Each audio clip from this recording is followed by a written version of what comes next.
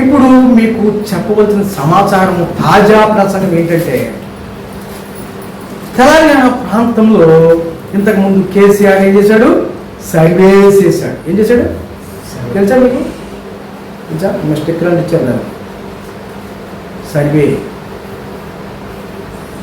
Bible ప్రకారం survey చేయొచ్చా?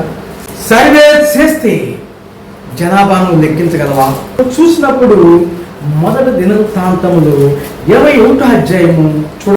తరువాత సాతాను ఇశ్రాయేలునకు విరోధముగా లేచి ఇశ్రాయేలీయులను లెక్కించుటకు దావీదును ప్రేరేపింపగా, దావీదు యోవాబునకు జనుల యొక్క అధిపతులకు, మీరు వెళ్ళి బేర్షెబా మొదలుకొని దాను వరకు ఉండు ఇశ్రాయేలీయులను ఎంచి వారి సంఖ్యలకు తెలియుటకై నా ఎదుగు దాన్ని తీసుకొని రండి అని ఆజ్ఞయించెను.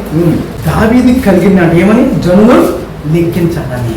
దావీదుకి సైన్యాధ్యక్షుడే ఉన్నాడు ఎవరు? యోవాబు. యోవాబు దావీదుని గద్దిస్తున్నాడు.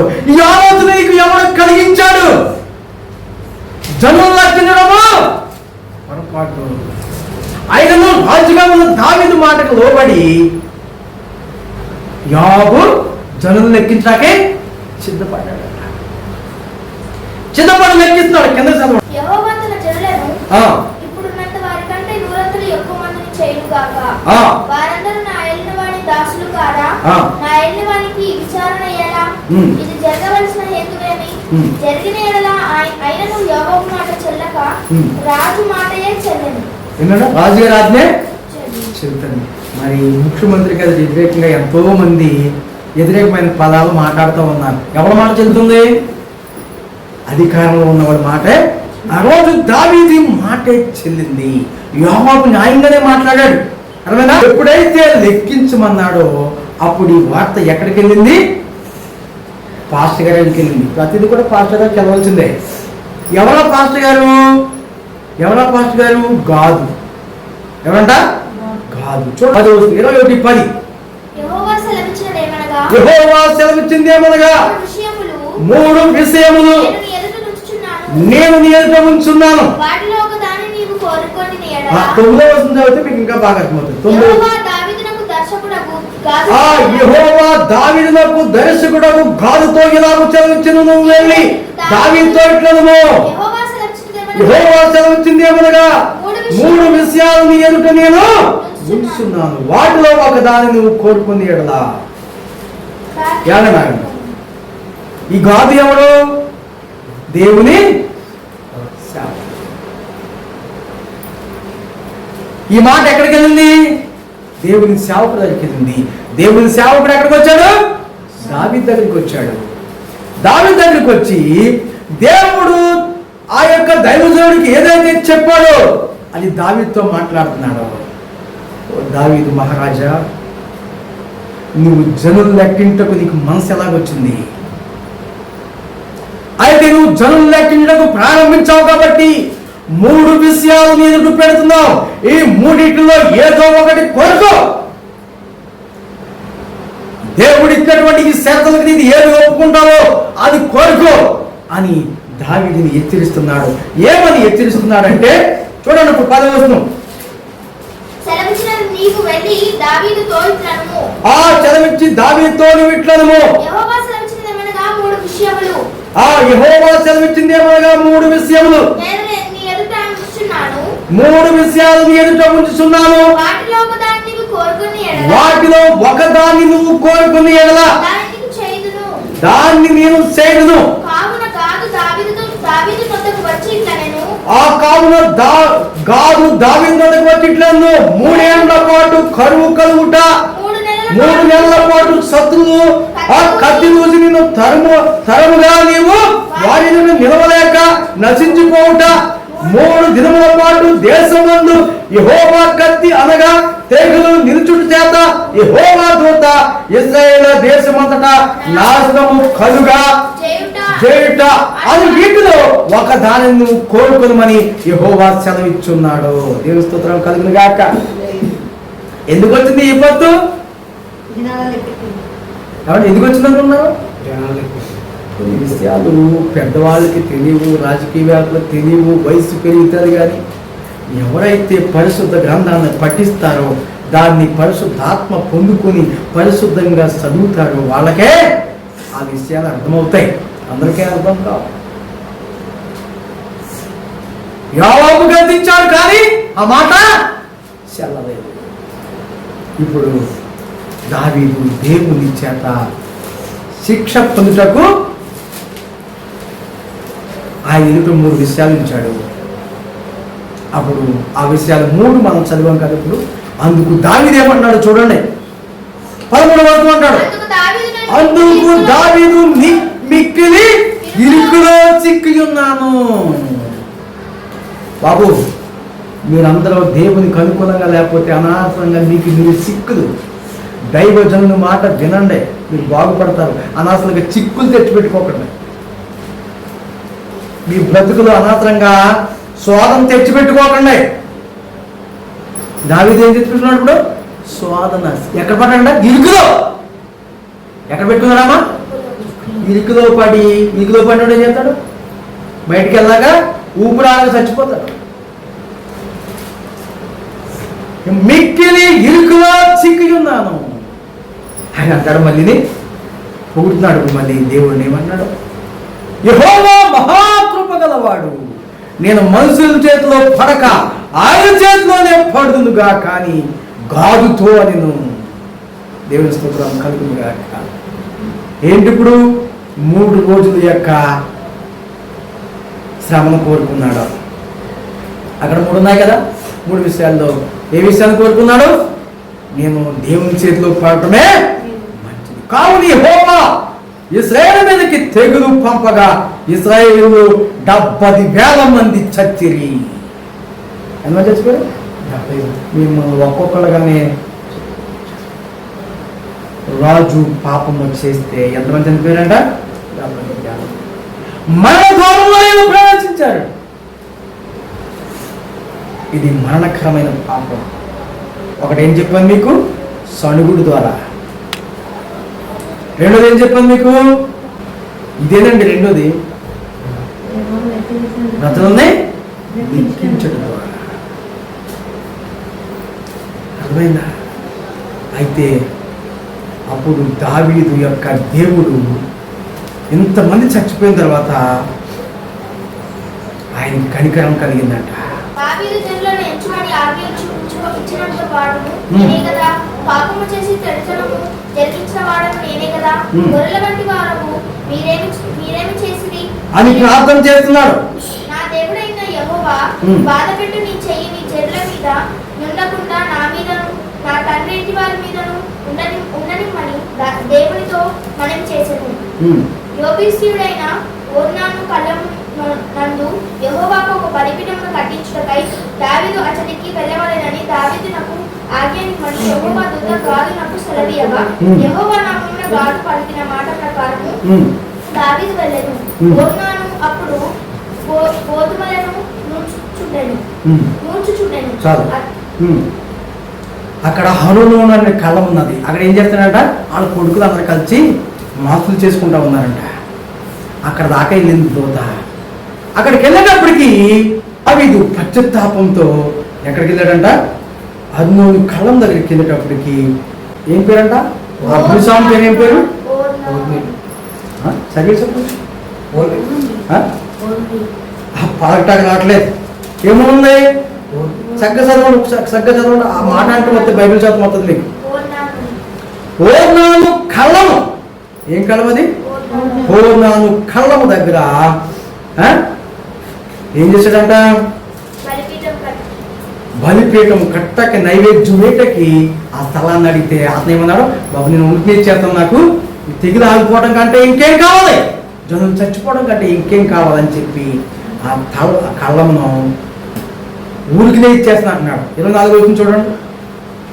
రాజైన దావీదు అట్లు కాదు, నేను నీ సొత్తును ఊరక తీసుకొని యెహోవాకు దహన బలిని అర్పించుచు న్యాయమైన క్రయధనం ఇచ్చి దాన్ని తీసుకొందునని ఓర్నానుతో చెప్పి ఆ భూమికి 600 తులముల బంగారును అలానే దేవుడికి ఇచ్చేది ఒకరి దగ్గర ఇచ్చుకుని అయితే ఎలా ఉంటుంది? చాలా మంది డబ్బులు లేకపోతే మనకి 10 రూపాయలు ఇవ్వండి ఇస్తారు, తీసుకుంటారు. ఇది ఏమంటాడు? దావీదు ఏమంటాడు? మీ కష్టార్జితము దేవునికి ఇవ్వండి. అర్థమవుతుందా? దావీదు ఏమన్నాడు? నాకు ఊరికి ఇచ్చేది అలాగే నేను తీసుకోను అన్నాడు లేదా? అలాగే నేను తీసుకోను, దీనికి వెల ఇచ్చి కొంటానని చెప్తున్నాడు దేవుడు. వెల ఇచ్చి కొంటాను అని చెప్పి 400 తులముల బంగారమును అతనికి ఇచ్చెను. పిమ్మట దావీదు యెహోవాకు అచట ఒక బలిపీఠమును కట్టించి దహన బలులను సమాధాన బలులను అర్పించి యెహోవాకు మొరపెట్టగా ఆయన ఆకాశముల నుండి దహన బలిపీఠము మీదికి అగ్ని వలన అతనికి ప్రత్యుత్తరం ఇచ్చెను. యెహోవా దూతకు ఆజ్ఞాపింపగా అతడు తన కత్తిని వారలో వేసెను. యోబిష్యుడైన ఒర్నాను కొల్లమునందు యెహోవా తనకు ప్రత్యుత్తరం ఇచ్చెనని దావీదు తెలుసుకొని అచటనే బలి అర్పించెను. మోషే అరణ్యమందు చేయించిన యెహోవా నివాస గుడారమును దహన బలిపీఠం ఏంటంటే అదే యెరూషలేము పట్టణం. ఆ అర్మోను కాలమే యెరూషలేము పట్టణము, యెరూషలేము దేవాలయం కూడా. అక్కడే సొలొమోను దేవాలయం కట్టాడు. ఎంతమంది చచ్చిపోయారు? 70,000 మంది కూలిపోయారంట. ఏం చేయడం వల్ల? సర్వే చేయటం వల్ల. సర్వే చేయటం అధికారుల వల్ల అవుతుందా? అవుతుందా? మీరు అనుకుంటున్నారేమో అవుతుందని. అవుతుందా? ఏమండి, సర్వే చేస్తూ ఉన్నారు, ఒక 4 తల్లులు కడుపులో గర్భం దాల్చారు. వీళ్ళు లెక్కెడత కడుపులో ఉన్నవాళ్ళు కొంతమంది. గర్భం దాల్చినప్పుడు ఎంతమంది పుడతారు అది తెలుసుకోవాలా? లెక్కెడతా ఉంటే పుడతా ఉంటారు, అంతే కదా. లెక్క ఏమవుతుంది? అక్కడ దావీదు యోబన్న మాట అదే. ఏమన్నా? రాజావా ఎలుగువాడా, ఇప్పుడున్న వారి కంటే 100 అంతలు ఎక్కువ మంది చేయలుగా కానీ అప్పుడే. అర్థమైందా మీకు? దేవుడిమైనటువంటి వారిలాగా ఇంకొక తెలుసా? బైబిల్లో భర్త కంటలు దాటడం లేదు తెలుసా? ఉందా? దేవుడు ఆస్వాదించాడు. ఏంటి పాస్టర్ గారు లాగా అంటారు? గవర్నమెంట్ వాళ్ళు చిన్న కుటుంబం అయితే చింతలేని కుటుంబం అన్నారు. నీ సామర్థ్యాన్ని అంత ఇచ్చాడు దేవుడు. కుటుంబాన్ని పోషించే సామర్థ్యాన్ని నీకు ఇచ్చాడు. అర్థమైందా? అబ్రహాంకి ఎంతమంది తెలుసా నీకు? దావీదుకి ఎంతమంది తెలుసా? 20 మంది కంటే ఎక్కువ కొడుకున్నారు దావీదుకి. దావీదునకు హెబ్రోనులో పుట్టిన కుమారులు ఎవరనగా యెజ్రెయేలీయురాలైన అహీనోయమునకు పుట్టిన అమ్మోను జ్యేష్ఠుడు. వాళ్ళందరూ కుమారులే. ఎక్కడ దాకానంటే ఇవన్నీ చదివిన మీకు నోరు తినవు కానీ ఎక్కడ దాకానంట 6వ వచనం దాకా 7వ వచనం దాకా కూడా దావీదు కుమారులే. ఎంతమంది ఉన్నారు? 20 మంది అండి. ఇంకా కింద తీస్తే ఇంకా కాదన్నారు. వాళ్ళేమో అన్నదమ్ములు. ఎవరో దావీదు అన్నల గురించి ఇందా చదివింది. ఇది ఎవరైనా ఎంతమంది? దావీదు అన్నదమ్ములు ఎంతమంది? దావీదు ఎన్నోవాడు? 8. చూడండి అక్కడ ఎన్నోవాడు. 6వ వాడైన జేమును 7వ వాడైన దావీదును కనెను. ఎన్నోవాడు? 15వ వచనం చూడండి. 15వ వచనం ఏముంది? దావీదు ఎన్నోవాడు? ఇప్పుడు 2వ అధ్యాయం దినవృత్తాంతంలో 2వ అధ్యాయము 15వ వచనం. ఎన్నోవాడు? దావీదు ఎన్నోవాడు? ఎంతమంది కన్నాడు? 20 మంది. ప్రియమైనటువంటి వారులారా, మరి అందరూ బతికారా? ఇప్పుడు మనము దేవుని ఆశీర్వాదాన్ని మనం ఎందుకంటే జనాభా లెక్కల గురించి చెప్పాల్సి వచ్చింది. ఇప్పుడు ఎవడు సర్వే చేసినా యేసయ్య ఆశీర్వాదాన్ని ఎవడో లెక్క పెట్టలేడు. ఆ రోజు చెప్పటికి చేతనైతే ఏమన్నాడు? ఇసుక లేని తీసుకొచ్చి లెక్క. మళ్ళీ ఇంకా ఏం చెప్పాడు? ఇసుక లేని ఎవరితో చెప్పాడు? అబ్రహాంతో. ఆకాశ నక్షత్రాలు ఎవరు చెప్పాడు? ఇస్సాకుతో. అర్థమవుతుందా మీకు? కాబట్టి ఆయన ఆజ్ఞని మీరేవాడు కూడా. కాబట్టి దావీదు లెక్క పెట్టమన్నాడు. ఎంతమంది చచ్చిపోయినప్పుడు? 50,000 మంది రాలిపోయారు. ప్రియమైనటువంటి వాళ్ళారా, ఇంకా మనము ఎందుకు మరణ ద్వారంలోకి వెళ్ళిపోతామో ఇంకొక మాటను కూడా మనం చూడండి. అపోస్తలుల కార్యాలు 12వ అధ్యాయము 23వ వచనం చదువుదాం. అతడు దేవుని మహిమపరచునందున వెంటనే ప్రభుదూత అతని మధ్యను ప్రాణం విడిచాడు. ఎవరైనా హేరోదు అర్థమైనా పైన చదవండి, అర్థమవుతుంది మీకు. ఏం చేశాడంట? రాజవస్త్రం వేసుకుని సింహాసనం మీద కూర్చుని ఉండగా ఇలాగ దేవుని వాక్యం పడుతూ ఉంది. మనోడు కాలు మీద కాలు తీలే. యెహోవా ఎవడు అన్నట్టుగా చూస్తా ఉన్నాడు. చూడండి పైన చూడండి ఏం చేస్తున్నాడు, ఏం చేస్తున్నాడు. దాదాపు అదే కాలమందు రాజైన హేరోదు సంఘపు వారిలో కొందరిని బాధపెట్టుటకు బలాత్కారంగా పట్టుకొని 21వ వచనం చదువు. హేరోదు రాజవస్త్రము ధరించుకుని న్యాయపీఠం మీద కూర్చుండి వారి ఎదుట ఉపన్యాసము చేయగా జనులు ఇది దైవ స్వరమే గాని మానవ స్వరము కాదని కేకలు వేసిరి. అర్థమైందా మీకు? ప్రసంగం వినపడతా ఉండగా అప్పుడు ఏం చేస్తున్నాడు? రాజవస్త్రం ధరించంట ఇలా కాలుకుండా కూర్చున్నాడు. ఏం చేశాడు? అర్థమైందా? ఏం చేయాలి? అందరితో పాటు దేవుణ్ణి స్తుతించాలి. మీరు దేవుని సందుకు వచ్చి ఖాళీగా కూర్చోవద్దు. దేవుని వాక్యము ప్రబలమై వ్యాపించి దేవుని వాక్యము ప్రబలమైంది. ప్రజలందరికీ ఏం లేదంట? భయము. నీకు భయం ఉందా? ఒక దిక్కు ఉంటుంది ఒక వాక్యంలో, దావీదు అనే పిచ్చి పాటలు పాడకుండా అని ఉంటారు. అది ఏ సందర్భంలో రాశాడో మనం తెలుసుకోవాలి. ఎందుకోసం రాశాడో అక్కడ పరిస్థితి ఏంటో మనం గమనించాలి. కాబట్టి మీరు ఎవరో చేతులు ఖాళీగా ఉంచుకోకుండా ఇక్కడ కూర్చున్న 2 గంటల సేపు ప్రభువుని స్తుతించండి. ఎలాగా? పూర్ణ హృదయంతో, పూర్ణ ఆత్మతో, పూర్ణ బలముతో, పూర్ణ వివేకంతో.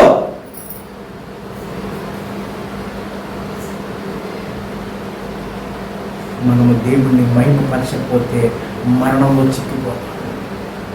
ఎక్కడ చిక్కిపోతాం మనం? మరణంలో ప్రవేశిస్తామని వాక్యం తెలియజేస్తుంది. సంఖ్యాకాండం 16:43. అహరోను ప్రత్యక్షపు గుడారము ఎదుటికి రాగా యెహోవా మీరు ఈ సమాజము మధ్యలో నుండి తొలగిపోయి ఇంకా క్షణములో నేను వారిని నశింపజేయుదునని క్షణములో వారిని నశింపజేయుదునని మోసేకు సెలవీయగా వారు సాగిలపడేది. అప్పుడు మోసే నీవు దుపూర్తిని చాలండి. దేవుడు ఉన్న కాడే దెయ్యం కూడా ఉంది. మీకు తెలుసా మీకు? మీరు శృతించకపోతే దేవుని దగ్గరికి వచ్చి ఒకడు కనిపెడుతున్నాడు. ఎవడో సాతాను. ఎక్కడున్నాడు అనుకుంటున్నారు? అదే సమాధిలో ఉంటాడు. మీరు శృతించలేరు కదా, నా వాడివే రా నీ ప్రాణం తీసుకుంటాను. తెలుసా మీకు? మీకోసం చెప్తున్న జాగ్రత్త. దేవుడు ఆకాశం మంది ఆశీనుడు అయి ఉంటే దేవుని సన్నిధికి వచ్చిన వాడు ఎవరు దొరుకుతాడని చూడండి. చూడండి 2 తెస్సలోనికైయులకు 2వ అధ్యాయము 4వ వచనం చూడండి. ఇది దేవుడు అనబడును, ఏది పూజింపబడును, ఏది దేవుడు అనబడును, ఏది పూజింపబడును, దానినంతటిని ఎదిరించుచు దానికంతటికి పైగా వాడు తను తానే హెచ్చించుకొనుచు తానే దేవుడని తను కనపరుచుకొనుచు దేవుని ఆలయంలో కూర్చుండును. కనుక ఏం చేస్తాడంటే ఆవిడ తానే దేవుని. ఎక్కడ కూర్చున్నాడు? మీరు అనుకుంటున్నారు ఎక్కడే కూర్చున్నాడు? మీ పక్కనే. ఏది దేవుడు అనబడును, ఏది పూజింపబడును, దానంతటిని ఎదిరించుచు దానంతటికి పైగా వాడు తన్ను తానే హెచ్చించుకొనుచు తాను దేవుడినని తన్ను కనుపరుచుకొనుచు ఎక్కడ కూర్చున్నాడంట? ఎవరు దొరుకుతాడా దేవుని స్తుతించుకోకుండా? వాడిని వేసిపోదామని చూస్తుంది. వాడు మరణ ద్వారంలో ప్రవేశిస్తాడు. మనం ఎందుకు వచ్చాము ఇక్కడికి? దేవుణ్ణి మనం ఆరాధిస్తున్నారా? అలాగే కూర్చుంటున్నారా? మీకు అర్థం అవ్వట్లేదు. మీకు చాలా విషయాలు తెలియాలి. 10వ అధ్యాయం నిర్గమకాండం 10వ అధ్యాయం 3వ వచనం కూడా చూడండి. కాబట్టి మోషే అహరోనులు ఫరో యొద్దకు వెళ్ళి అతనిని చూచి ఇలాగ చెప్పింది, హెబ్రీయుల దేవుడగు యెహోవా సెలవిచ్చినదేమనగా నువ్వు ఎన్నాళ్ళ వరకు నాకు లొంగకయిందువు. నన్ను సేవించటకు నా జనులను పొమ్మంటే లొంగట్లేదు. ఇప్పుడు పుణ్యకమ్మ కన్నా 12 చూడండి. ఆ రాత్రి నేను ఐగుప్తు దేశము సంచరించి ఐగుప్తు దేశమందరి మనుషులలోనే గాని జంతువులలోనే గాని తొలి సంతానం అంతయు హతము చేసి ఐగుప్తు దేవతలకందరికీ తీర్పు తీర్చదనని నేను యెహోవాను. నేనే యెహోవాను. ఏం చేస్తాడంటే ఎవరు తీర్చాడంట? ఐగుప్తు దేవతలందరికీ తీర్పు తీరుస్తాడు. ఏంటా తీర్పు? ఏంటా తీర్పు ఏంటి? యెహోవా ఐగుప్తులను హతము చేయుటకు దేశ సంచారము చేయుటకు ద్వారబంధపు పైకమ్మి మీద 2 నిలువు కమ్మిల మీద ఉన్న రక్తమును చూచి యెహోవా ఆ తలుపును దాటిపో మిమ్మల్ని హతము చేయుటకు మీ ఇంట్లోనికి సంహారకుని స్వగనీయుడి. ఎవరంట? సంహారదూత.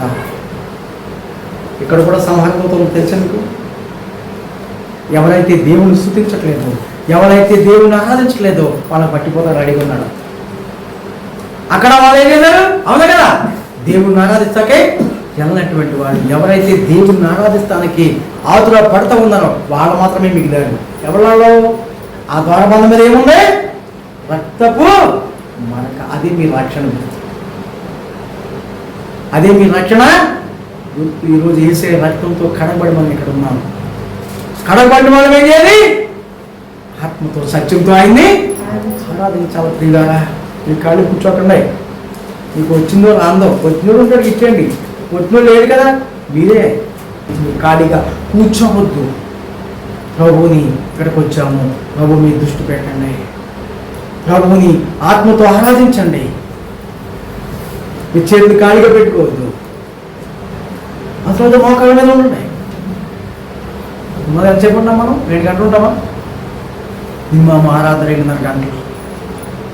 సినిమా టైం ఎంత తెలుసా మీకు? ఒక సినిమా టైం ఎంత?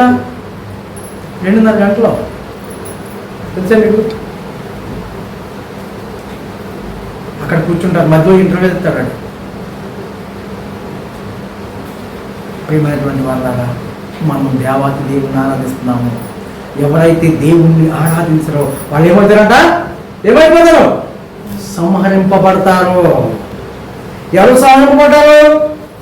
ఇజ్రాయేల్ ప్రజల్లో 70,000 మంది కూలిపోయారు. అంతకుముందు ఎవరు కూలిపోయారు?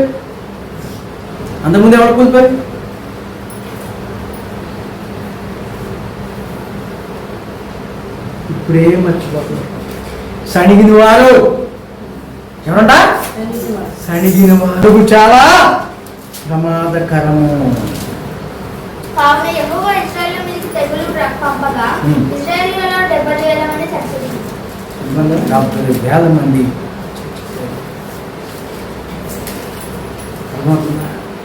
రాజులు కూడా మరణించారు. ఇదేంటి? మరణకరమైన పాపం అండి. దేవుడి సన్నిధిలో ఉండి కూడా దేవుడిని స్తుతించకపోవటం, దేవుడిని ఎరిగి ఉండి కూడా ఆయన స్తుతించకపోవటం, ఆయన దేవుడిని అయి ఉండి కూడా ఆయన మీద సనుక్కోవటం, దేవుడి ఆశీర్వాదానికి వ్యతిరేకంగా లెక్క కట్టడం. అవునా కదా? మీరు అనుకుంటున్నారు మనము దేవునికి వ్యతిరేకంగా ఏది కూడా చేయడానికి వీలు లేదు. యెషయా గ్రంథము 37వ అధ్యాయము 23వ వచనం చూద్దాం. నీవు ఎవరిని తిరస్కరించితివి, ఎవరిని దూషించితివి, నువ్వు ఘడించి ఎవరిని భయపెట్టితివి? ఇశ్రాయేలు పరిశుద్ధ దేవుడే కదా. అయ్యా మీకు అర్థమవుతుందా? అక్కడ ఆయన ఏమనుకున్నా? 7 అనుకున్నాడు. ఏమనుకున్నాడు? వాళ్ళందరూ పుట్టుగా అనుకున్నారు అనుకున్నాడు. ఈయన ఏమన్నాడు ఇక్కడ? నువ్వు ఎవరో తిరస్కరించితివి? దైవజనుడా నన్న వాళ్ళు అనుకున్నారు అక్కడ. అవునుగా? ఎవరు అనుకున్నారు? హేరోదు రాజు అనుకున్నాడు. ఏమయ్యాడు? యెషయా చెప్తున్నాడు, నువ్వు ఎవరిని తిరస్కరించితివి, నువ్వు ఎవరిని దూషించితివి, నువ్వు గర్హించి ఎవరిని భయపెట్టితివి? ఇజ్రాయేలు పరిశుద్ధ దేవుడే కదా.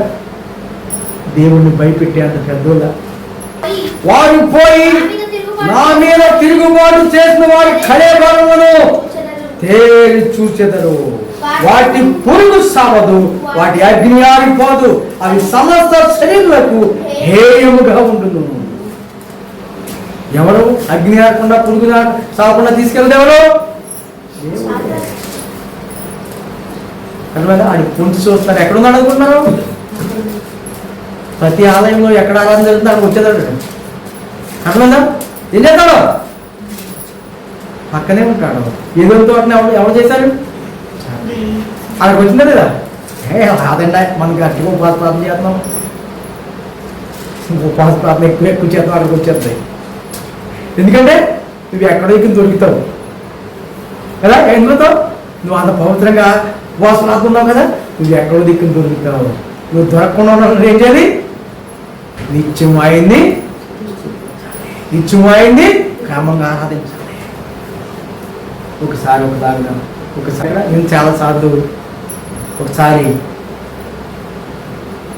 ఇక్కడి నుంచి ప్రయాణం అయిందాను. ఊరు వెళ్ళేటప్పటికి 11:30 అవుతుంది. 11 దిగినప్పటికి అయితే నాకు ఏమీ లేవు. మార్కెట్ ప్రాంతం వచ్చాను. అక్కడి నుంచి ఆసండ దాకా దించేశారు. ఆసండ నుంచి మా ఇంటికి వెళ్తాకే, హైదరాబాద్ నుంచి ఇక్కడ ఆసంట వెళ్తాకి ఎంత ఈజీయో, ఆసండ నుంచి మా ఇంటికి వెళ్తాకి అంత కష్టం. ఒక అంబులెన్స్ వస్తుంది, ఆఫ్ చేశాను. గట్టిగా ఆఫ్ చేసాను. అలా ఆగతానికి ప్రయత్నం చేయట్లేదు. గట్టిగా ఆఫ్ చేశాను. ఇంక లేదు 1 గంట అవదది, కానీ 10:45 అయింది. ఆఫ్ చేస్తే అలా ఆఫ్ చేస్తాను. ఆఫ్ చేస్తే ఎక్కడికి వెళ్దాను? కోడేరు దాకా. ఎక్కడ దాకా వెళ్తాంటే కుదురుచూము దాకా వెళ్తున్నాను. సరే అని అందరూ ఎక్కేటప్పుడు అందరూ ఎడబడి ఉంది. అక్కడే కూర్చుంది. నన్ను దించేశారు. అక్కడి నుంచి మా ఇంటికి వెళ్తాకి ఇంకా 4 కిలోమీటర్లు పడుతుంది. కాలా కొట్టే ఉంటుంది. నేను వెళ్తాంటే ఏం పాట పాడుకుంటా తెలుసా? కొండలలో లోయలలో ఈ పాట పాడుకుంటూ వినండా. వెనకాలేమో ఏయో శబ్దాలు ఉంటుందే పెట్లా అన్ని ఏం లేదు. ఆ కాళ్ళ ఏదో వచ్చేస్తున్నారు. అడవులలో ఎడారులలో 12 గంటల రాత్రి కాడ ఎలా ఉంటుంది? ఏం లేదు. అక్కడికి వెళ్ళి ప్రార్థన పడుతుంది. మంచిగా వెళ్తుంది. దేవుని స్తోత్రం కలుగును గాక. ఎక్కడ ఉంటాడట? అక్కడ కాదు, మీ పక్కనే ఉన్నాడు. ఎక్కడ? దేవుని మీరు స్తుతించకపోతే మరణ ద్వారం ప్రవేశించంగా లాక్కిపోతాడు. తెలుసా? ఎందుకో తెలుసా? దేవుని సన్నిధిలో సేవ చేసినటువంటి, దేవుని ఆజ్ఞ ప్రకారంగా జీవించినటువంటి మోసేనే తీసుకుపోతా రెడీగా ఉంది. ఎవరు? మరణ దూత. తెలుసా మీకు? యోధాపత్రిక తీయండి. మోసే కోసం వచ్చేసింది.